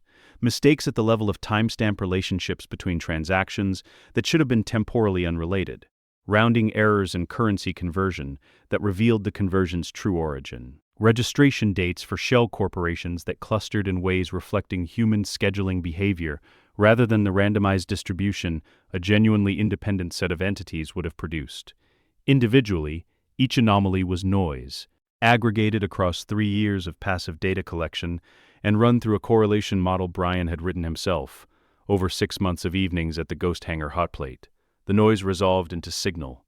The signal was Dante Reyes' complete financial architecture, $10 billion, 43 shell corporations, 19 cryptocurrency wallets, 6 physical asset portfolios, 1 offshore account structure in the Cook Islands, designed by a lawyer whose other clients included 2 former heads of state and a sovereign wealth fund. The lawyer was good. The visual regression tool was more patient than the lawyer had planned for. Brian had been ready to execute for 4 months. He had not executed because execution was irreversible, and irreversible actions required a confidence value he had set at 97%. The tool had reached 97% in the 3rd week of the month, following the dam. He had waited for operational alignment, the moment when Dante's attention was maximally committed to the kinetic campaign against Dom, and minimally available for financial crisis management. That moment was now. The Ghost Hangar was at its standard configuration, 9 screens active, the network map on the central display, the peripheral screens showing the favela compound's perimeter, Dom's GPS transponder on a moving map, financial monitoring windows, and communication intercept feeds running passive keyword extraction against Dante's network traffic. Brian sat in the primary chair, which was not a comfortable chair, and which had never been a comfortable chair, and which he had replaced once with a better one before returning to the original, because the original had the specific quality of discomfort that kept him from developing the kind of settled ease that produced slow reactions. He opened the execution interface. The cryptocurrency wallets went first, because they were fastest and because their compromise would be least immediately detectable. 11 simultaneous operations, each drawing from pre-positioned agency recovery accounts. Each requiring a private key, the visual regression tool had reconstructed over 14 months from partial fragments exposed in 3 separate operational security failures in Dante's network. Failures so small that no individual security audit would have flagged them, requiring the correlation engine to find each fragment and the reconstruction algorithm to assemble them into something that worked. The first confirmation came back in 41 seconds, then the second, then 4 simultaneously, then the remaining 6 in a cascade.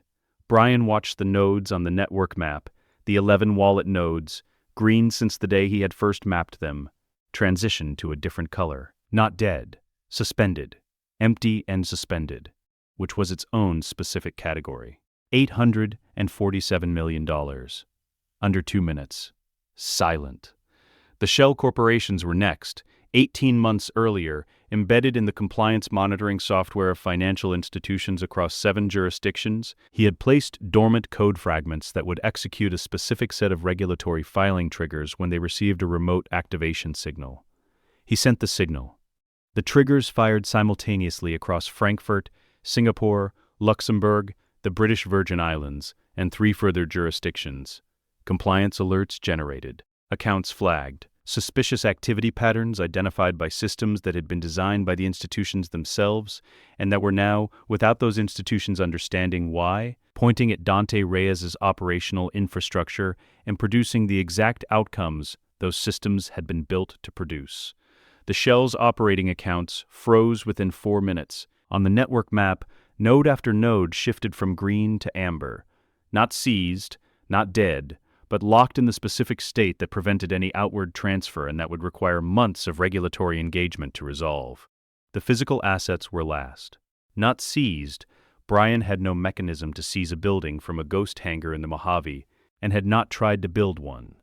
What he had were the true ownership records of 14 asset holdings across 3 continents, assembled from 2 years of fragment collection and correlation, assembled into a document clear enough, specific enough, and evidentially complete enough to satisfy the standard required for an asset freeze in each relevant jurisdiction. He transmitted them to the relevant national authorities as anonymous tips from within the financial sector. The packages were formatted correctly. They would be opened within 24 hours, reviewed within 72, acted upon within the week. The full execution had taken 61 seconds of active keyboard input. Brian leaned back in the uncomfortable chair and looked at the central display. The network map showed the same nodes and the same lines it had always shown, because the map was a record of structure, and structure did not vanish when its function was removed. But the nodes that had been active, the wallets, the shells, the asset accounts, now carried their amber indicators across the full width of the display, and the amber was spreading at the pace of institutional machinery, doing exactly what institutional machinery was designed to do. He pulled up the satellite feed of the favela compound. The compound showed no movement for the first 11 minutes. Then, at 37 minutes, 2 specific windows in the compound's main building shifted from the amber of interior residential lighting to the blue-white of screen light. Someone had opened laptops. The satellite's resolution showed this as a change in the light quality through the glass, rather than as a view of the screens themselves. It was still a financial problem. Financial problems did not move guards. The external guards maintained their positions and their patterns, their bodies unaware that the thing they were protecting had already ceased to exist in the 61 seconds of silence before they had started their current rotation. Brian looked at the compound's two blue-white windows for a moment longer. Then he pulled the satellite feed to a smaller portion of the screen and expanded Dom's GPS display to fill the remainder. Dom's position was stationary, the Toretto House coordinates, holding for 3 hours, consistent with Dom being home and the crew in the recovery phase that followed operations of this scale. Brian looked at Dom's GPS position for a while. The Ghost Hangar's climate units ran their cycle. The servers processed their continuous operations behind their perforated casings. Outside, the Mojave held its temperature and its silence and its complete indifference to what had just happened inside the building, sitting in its depression in the high desert. Dante Reyes, in a favela compound in a city that was not his city, had approximately 14,000 euros in physical currency, a rented building he did not own, and a vehicle registered to an identity that the documentation Brian had just transmitted would connect to the Reyes cartel's beneficial ownership structure within 72 hours. He had the clothes he was wearing. He had whatever was in the room where he was sitting, reading a screen that was showing him what remained of $10 billion. Cypher had spent 4 months rebuilding what the previous 2 years had taken apart, and she had done it with the methodical precision of someone who had diagnosed every failure point and corrected each one individually. The new network was smaller, deliberately, structurally smaller, in the way that a load-bearing element was smaller than decorative architecture because load-bearing elements were designed around function rather than impression. She had reduced her server infrastructure from 11 primary nodes to 4. She had replaced her entire communications personnel layer with 3 people she had vetted herself. Using verification protocols she had written in the 6 weeks after Edinburgh, she had changed every credential, every access pathway, every encryption key in the system. She had found, she believed, every leak. Brian had let her believe this for 17 days. The 17 days were not patience in any passive sense. They were operational time, the specific duration required for a rebuilt network to reveal its architecture through use, the way a new road revealed its load-bearing points by the pattern of wear that appeared after sufficient traffic. Every message Cypher sent through the new system, every command routed through the new server nodes, every communication between her 3 vetted personnel added a data point to Brian's passive monitoring. By day 11, he had mapped the new architecture to 91% confidence. By day 14, 96%. By day 17, the confidence value was 99.3%, and there was no operational justification for waiting further. The shadow log had been 10 years in construction. It was not a document in any sense that the word normally implied. Not a narrative, not a report, not a record kept for the purpose of eventual disclosure. It had been kept because Brian kept records of everything, because the discipline of documentation was the discipline of precision, and because some part of him that he had never fully examined had understood from the beginning of the Ghost Protocol that the operation's end state required not just the neutralization of Cypher's network, but the destruction of the mythology that made her network function. Cypher's operational power rested on 2 foundations. The first was resources, money, personnel, infrastructure. The second was the mythology of impenetrability. Her network operated because the people inside it and the people adjacent to it believed that Cypher's systems were the most secure environments available to anyone operating outside direct state control. This belief was not incidental to her power. It was her power. Intelligence assets worked for her because they believed she could not be compromised. Clients engaged her because they believed she delivered outcomes that could not be traced. Her entire architecture of leverage depended on the premise that she was the system through which others were observed, and never the system being observed herself. The shadow log was 10 years of proof that the premise was false. Every intervention, time-stamped, the New York backdoor, the baby swap, Edinburgh, Rome, the dam.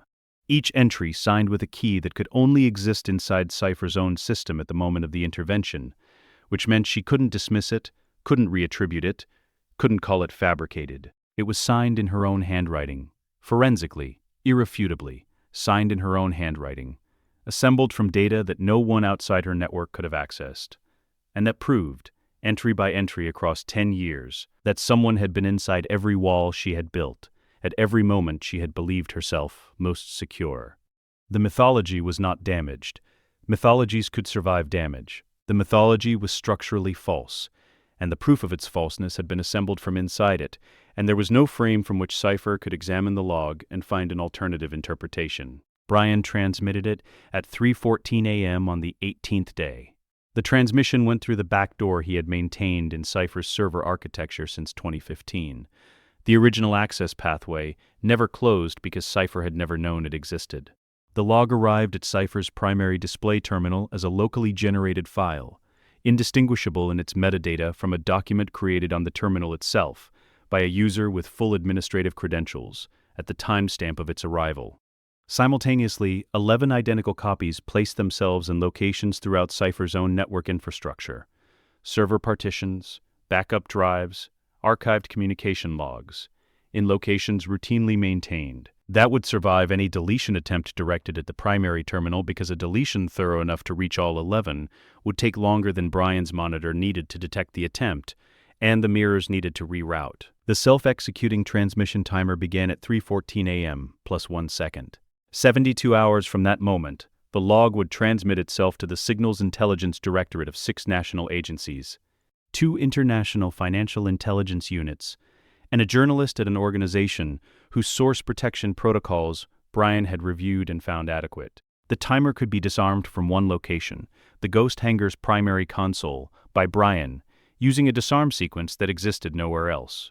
He made himself coffee. He sat at the tactical console with the coffee and the passive monitoring feed from Cypher's network, and he waited, because the waiting was the work, and he had been doing the work for 10 years without exception. The file opened at 4:51 a.m., Cypher's time. He could not see the terminal screen. He could not see Cypher. What he had was the activity log, the network's passive audio monitoring from the command deck's internal microphone array, and the information that the file had been opened and had not been closed. It was not closed for 41 minutes. The audio from the command deck was largely non-informative for the first 17 minutes. Cypher's 3 personnel operated from adjacent compartments, their presence registering on the deck's audio as background, the specific background of a late-night operational environment, low voices and peripheral conversation, the sound of a keyboard in intermittent use. For 17 minutes, the primary position, where the terminal was located, where Cypher sat when she was working, was quiet. At minute 18, a chair moved, not dramatically. The specific sound of a high-specification office chair on a hard floor being pushed back 2 inches, the sound of someone who had been leaning forward and had moved to a different physical relationship with the object in front of them. Brian noted the timestamp. At minute 23, Cypher spoke to someone in the adjacent compartment. He could not hear the words. The command deck's door was closed, and the acoustic separation was designed by someone who understood that operational security included the privacy of one's own conversations. He heard tone, duration, and the response, which was 3 words at a pitch, indicating a question from the respondent. Cypher said something brief in reply. The compartment door did not open. No one came to the primary position. At minute 31, the audio from the primary position produced a sound that was not a voice, and not a chair, and not a keyboard. The specific sound of a person maintaining controlled breathing in conditions that were producing a physiological pressure to breathe differently. The small, disciplined sounds of someone running a suppression routine against a physical response they had decided not to permit. Brian had heard this sound once before, in an interview room in 2007, from a subject who had discovered that everything they believed about their operational security was incorrect, and was deciding how to hold that information while remaining functional. He noted the timestamp. At minute 39, Cypher spoke on the command deck for the first time in primary position, not to the adjacent compartment. The volume and projection of a private statement rather than a directed communication, someone speaking in a space they believed to be empty. Brian's tap picked it up at a quality level the transcription software rated at 94% confidence. 3 words, who is he? Not a question in the grammatical sense. The inflection was flat, the inflection of a statement that had the form of a question because the information required to make it a statement was absent. And the absence of that information was the specific thing that the log had demonstrated beyond any procedural response. She had read 10 years of entries. She had verified the signatures. Brian knew this because the network's computational load had spiked in the pattern consistent with verification running against the internal database that held the source data, and she had found them valid. She had looked at 10 years of her own operational record and found, written into it in a script she could not dispute, the evidence that someone had been inside every wall she had built. At every moment she had believed herself most secure, doing precisely calculated work that she had attributed to her own network's failures, or to the random variance that even the best-run operations produced. The mythology was not damaged. The mythology was gone. Brian noted the timestamp of the 3 words. Then he opened the terminal connection and placed the final line, a text insertion, plain format, appended to the log's final page as a document footer, appearing in the same typeface and size as the log's body text, formatted as if it had always been there. Your move. The clock is running. He closed the connection. The terminal's activity log showed the document closing at 4 hours 51 minutes and 23 seconds a.m., plus 41 minutes and 7 seconds. It showed it reopening 11 seconds later. It showed the scroll position advancing to the document's final page. It showed the document closing again at 4 hours 51 minutes and 23 seconds a.m., plus 41 minutes and 52 seconds. The command deck audio produced nothing further. No voice, no chair, no controlled breathing. The specific silence of a primary operational position in which a person was present but had temporarily suspended the management of their own physical presence, while they processed a data point that had no assigned position in their existing framework. Brian drank his coffee. It had gone cold during the 41 minutes, and he drank it cold without noting the temperature, because the temperature of coffee was not information. The passive monitor on Cypher's network showed no unusual traffic for the following 6 hours, no deletion attempts, no emergency communications to external contacts, no access to the mirror locations. Nothing that would indicate Cypher had identified the log's architecture or the transmission timer or the distribution list. She was thinking. Apex predators, Brian had observed over 10 years of working against one, were at their most dangerous when they went quiet. He knew this. He had built the timer and the mirrors and the distribution list with this knowledge incorporated into every decision. He had given her 72 hours to make a move. He expected her to use all of them. The Toretto house in the late afternoon had a specific quality of light that existed nowhere else. The sun coming through the jacaranda on the west side of the property, at an angle that filtered through the leaves and broke across the driveway in patterns that moved when the wind moved. Dom had noticed this light for the first time when he was 9 years old and had never stopped noticing it. It was the light of a house that was still standing. He had spent 20 years leaving it and returning to it, and the light was always there when he came back, moving in the jacaranda's patterns, telling him nothing had changed. He was working on the charger with a chamois cloth and a bucket of soapy water when he heard the engine. He heard it before he registered hearing it. The way the body received certain information ahead of the mind's processing, the same mechanism that had kept him alive in situations where the mind's processing speed was not sufficient. His hand stopped moving on the charger's hood. He did not look up immediately. He stood with the chamois in his hand and listened to the engine note develop as the vehicle turned onto the street from the main road, and the note resolved through the jacaranda's filtering of the ambient sound into something that his body knew before he had words for knowing it. He looked up. The white Charger turned into the driveway. Not a white car. The white Charger, the specific Charger, the one from the PCH, the one from the footage Dom had watched from Cypher's Edinburgh surveillance, that he had obtained through Tej 8 months ago and had never told anyone he had watched. The one that had cleared a ridgeline above a dam for 1.8 seconds and then been gone. The Valeside hood was the same. The paint was the same. That specific white, not flat, not glossy, the white that held depth when the light hit it correctly. The supercharger's note dropped to idle as the car came to a stop behind Dom's Charger in the driveway, and the engine ticked down in the specific sequence of a large block returning to ambient. Dom did not move. The driver's door opened. Brian O'Connor unfolded himself from the car and stood in the driveway in the late afternoon light, and the light did to him what light did to things that had been 10 years in the making. It showed all of it. The lines at the corners of his eyes that had not been there on the PCH. The gray at his temples that the surveillance footage's resolution had suggested, and that was now confirmed. The way he carried himself, not differently, not wrong, but with the specific quality of someone who had been carrying something for a very long time and had not put it down. He walked to within 5 feet of Dom and stopped. The chamois was on the driveway. Dom did not remember dropping it. They looked at each other. The jacaranda moved in the late wind. Somewhere inside the house a door closed on its own in the way of old houses with settled frames.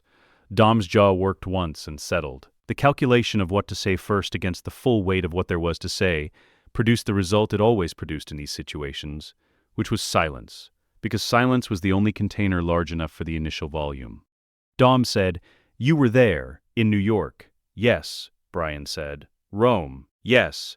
Dom's chest moved. A long breath in and a long breath out. The specific breath of a man managing something physical rather than emotional, because the emotional processing would come later, and the physical response was arriving now and required management first. "Edinburgh," Dom said. "Jacob's your brother," Brian said.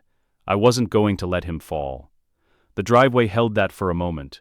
The jacaranda filtered the light across both of them in its moving patterns. Dom crossed the 2 feet remaining between them and pulled Brian in. Not carefully, with the full force of a man who had been carrying 10 years of misdirected grief and now had somewhere to put it. A collision that Brian received without bracing against it, because bracing against it would have been the wrong answer. Dom's arms locked across Brian's back, and Dom said nothing because there was nothing of sufficient size to say, and they both knew this, and neither of them tried. They stood in the driveway for long enough that the light shifted.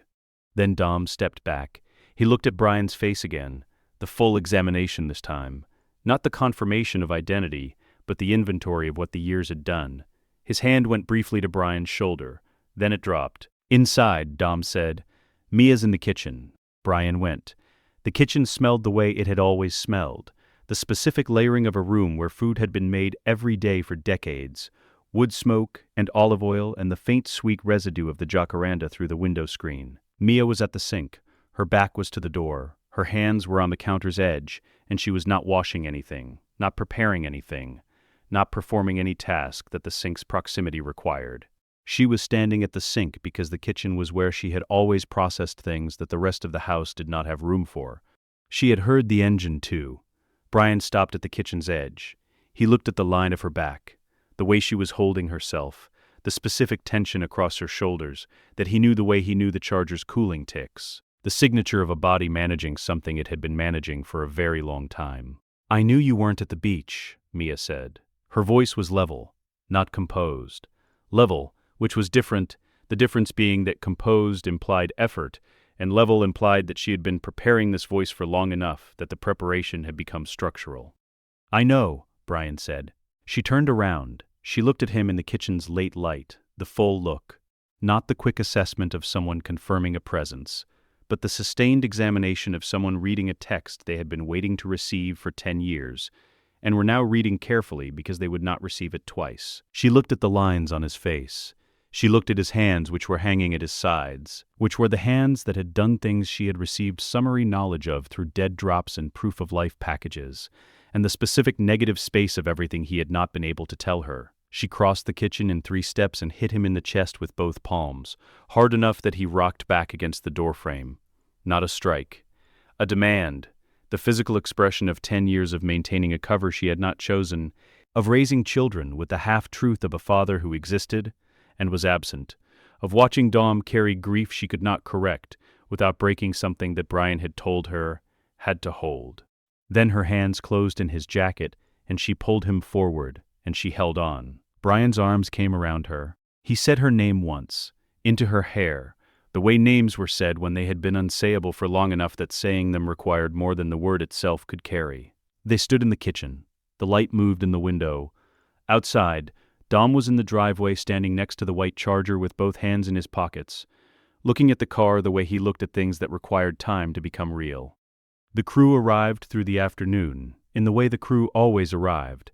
Not announced, not coordinated, the result of calls that Dom made from the driveway in a voice low enough that Brian could not hear the words, but did not need to. Roman Pierce came first. He came through the back door with the specific forward momentum of someone who had been told something on the phone that he needed to verify with his own eyes, before his body would accept it. He stopped in the kitchen doorway. He looked at Brian. He opened his mouth. He closed it. He opened it again. "Yo," Roman said. "I knew it." Tage Parker came through the front door 12 minutes later, carrying his tablet, which he set on the kitchen table and opened before he had fully sat down. He looked at Brian across the table with the evaluating attention of someone whose primary response to impossible information was to begin organizing it. "The New York swarm," Tage said. "The 6 lead vehicles. That was a tertiary override." "Yes," Brian said. "You put it 3 layers below Cypher's exploit. 2.5. Her second layer had a gap." Tage looked at his tablet. He looked at Brian. He looked at his tablet again. He asked 6 more questions over the following 20 minutes, each one more specific than the last, each one receiving an answer that was accurate and partial, in a ratio that Tage, to his credit, identified correctly and chose not to contest. At the end of the 20 minutes, he sat back in his chair and looked at Brian with an expression that Brian recognized from situations where Tage had encountered engineering that exceeded his immediate framework. Not quite admiration, which would have required less professional self-regard, but the specific acknowledgement of work that could not be dismissed. Letty came and sat beside Dom, and said nothing for a while, and then said something to Brian in a low voice that was private enough that it remained private. And Brian nodded once in response. Han arrived with Giselle, which was its own order of impossible in a day that had recalibrated the category, and the specific look that passed between Han and Brian contained the acknowledgement of 2 people who had each spent time operating in the space between presumed dead and present, and who understood things about that space that required no elaboration. Shaw arrived last, which was correct.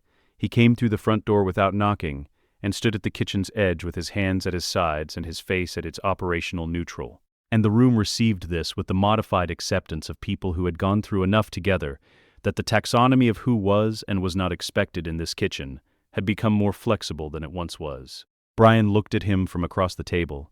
Shaw returned the look with the specific quality that 4 years of a professional arrangement, becoming something without a professional name, had produced. The acknowledgement of work that had been done together in the dark, by 2 people who had each understood what the work cost and had done it anyway. Shaw found a place along the wall and occupied it without requiring it to be offered. Dom brought the cooler from the garage at 6:47 p.m.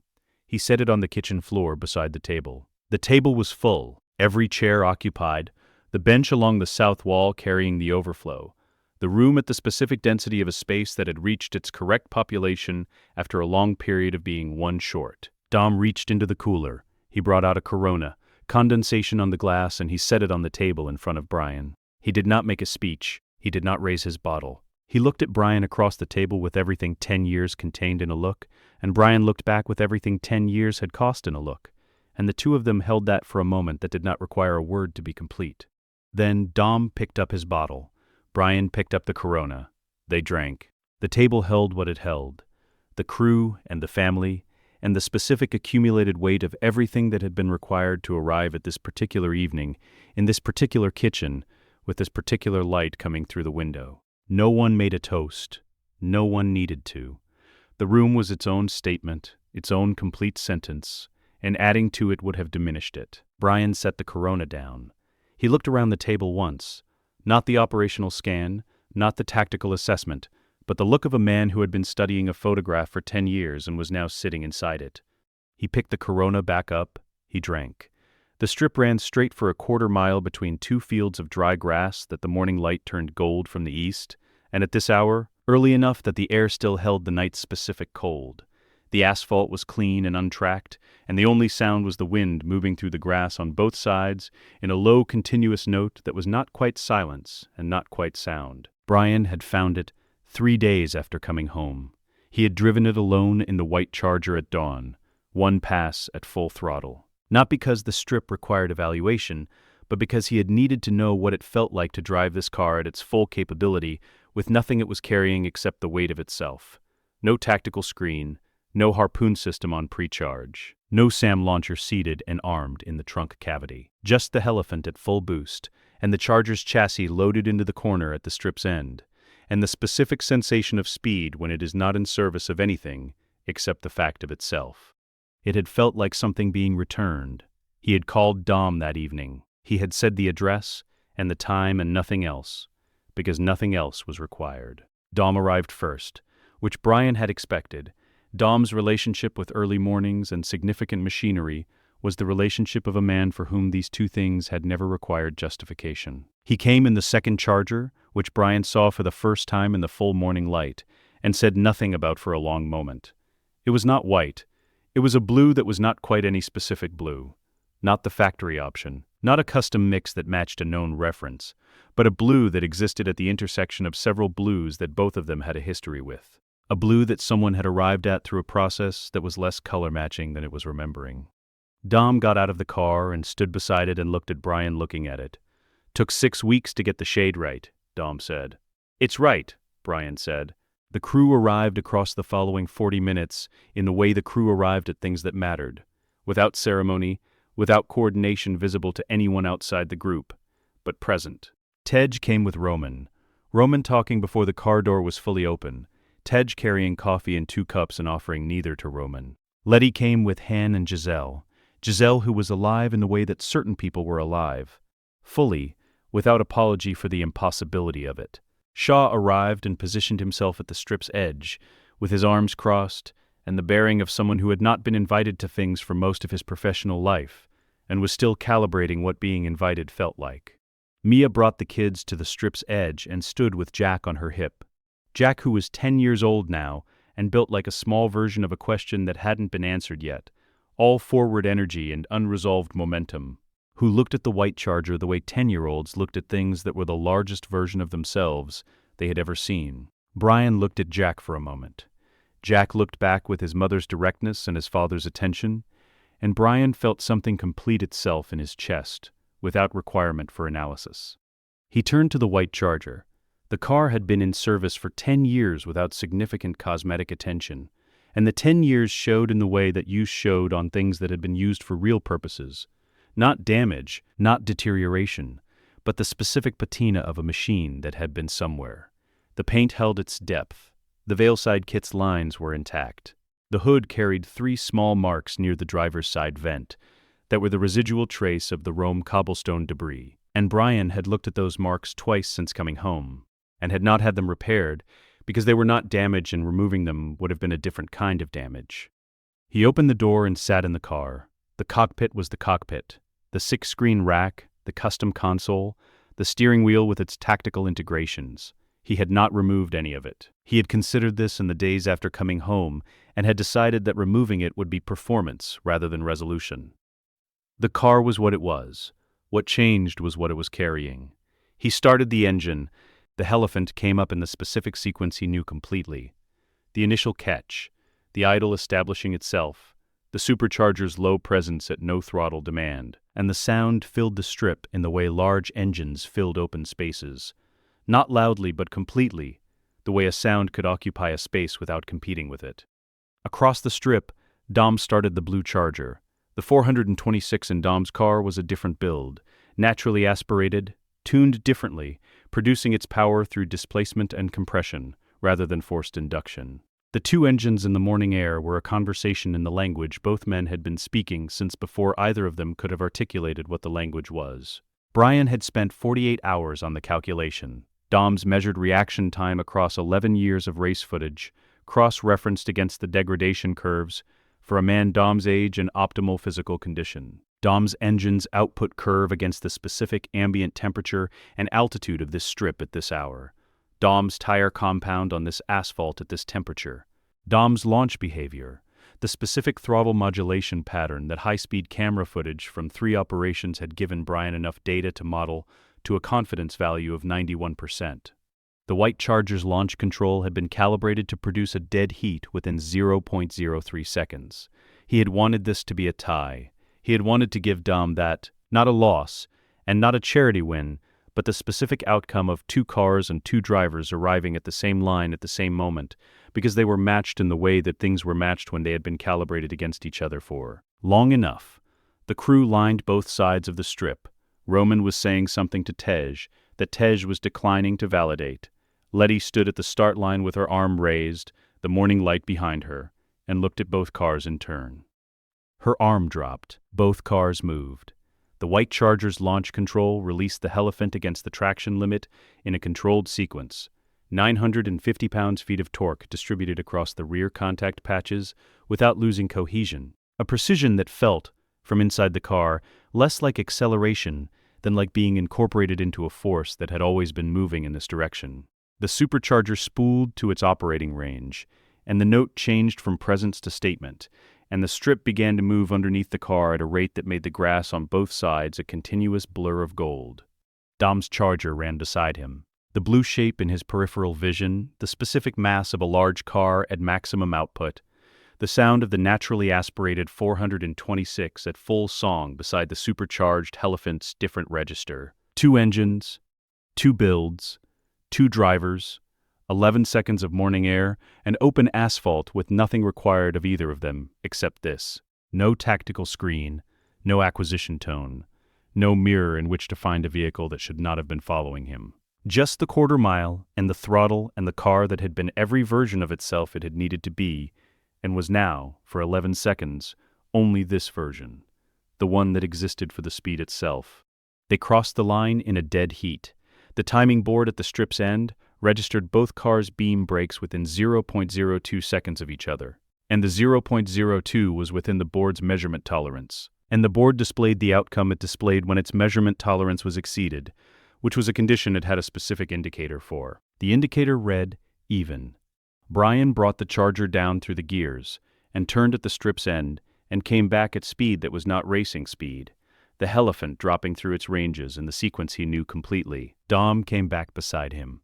They pulled up at the start line and stopped and got out of the cars. Dom looked at Brian over the roof of the blue charger, the look of a man who had received something and knew the cost of the giving and was not going to insult the giving by pretending he did not know. Brian shrugged once. Dom shook his head. The specific headshake of a man who had known Brian O'Connor long enough to have developed a taxonomy of Brian O'Connor's maneuvers and was filing this one in its correct category, which was the category that was the largest one. Roman Pierce's voice arrived across the strip before the man did. That, Roman said, walking toward them with the forward momentum of someone who had been composing this statement for the full 11 seconds of the race, was the most scientifically, mathematically, deliberately rigged finish I have ever witnessed in my entire life. I have witnessed rigged finishes on 4 continents. You've got no evidence, Brian said. I've got eyes, Roman said. I've got working eyes and a functioning brain, and 10 years of watching you do things that look like one thing, and are a completely different thing. And what that looked like was a tie, and what that was a tie, Tej said, arriving beside Roman with the tone of someone closing a door. It was not a... The crew came in around them, and the conversation became the conversation that the crew's conversations always became. Multiple threads, overlapping, none of them requiring resolution to be complete. Tej found something on his tablet to confirm something he had already decided. Letty said something to Dom that made Dom laugh the real version of his laugh. Hand stood beside Giselle with the quality of presence belonging to someone who had been given back something they had understood was gone, and was not going to stand anywhere except right next to it. Shaw remained at the strip's edge.